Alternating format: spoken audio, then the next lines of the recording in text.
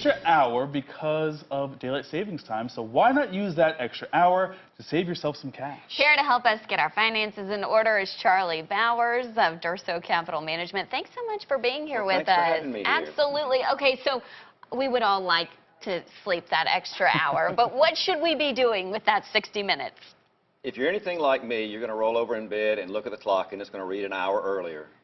But you're going to get up at the same time that you did yesterday and the day before. So now you're up and you've got some extra time on your hands. Why not take advantage of that time and work on your finances? I've got 5 financial-related tasks that if you can accomplish in less than 60 minutes, it'll be a great start to your future. You can save big time. And as we approach the end of the year, it's always a good idea to get everything in order. Okay, let's start. What's that first tip? Create that holiday budget. Oftentimes, at this time of year, we tend to rack up some debt. Why? Gifts. So let's go ahead and try to minimize and prevent that. So you've got a number of people that you probably buy gifts for. Write them down. Write the amount you intend to spend on those gifts, but don't forget about food and decorations and other things. And so when you go to shop and purchase these things, have that list with you so that you can kind of monitor what you're spending. And keep a mental note of, hey, I've already dipped in a little too much there. I got to cut back maybe on your gift or something. I'm just kidding. But it really is about taking a good, hard, honest look at your finances. Absolutely. The second thing that you can do is organize your accounts. A lot of people have banking and checking accounts.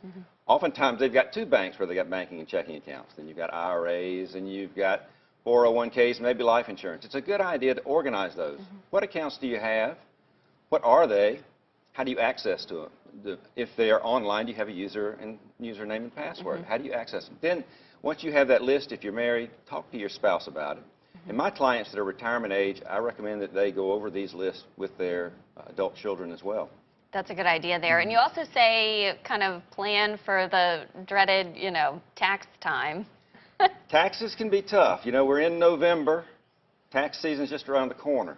A lot of people lose out on tax savings because they overlook legitimate deductions. So why not get organized? Let's get organized this year and into next. Take file folders, label them income, expenses, charitable donations, and start putting your tax documents into those files so that you'll have them ready when it is tax time. And that last item on there, an emergency fund. You never know when you're going to need it. Exactly. What's an emergency fund for? An emergency. You don't want to be having to spend money. Let's say a roof has to be replaced, or you've got to fix the transmission in your truck and you don't have an emergency fund. People tend to think 3 to 6 months. Well, even a small amount can be beneficial, because you don't want to have to sell something to get the money to fix something. So you sell your boat at a distressed price to fix the truck's transmission that you usually haul the boat around in.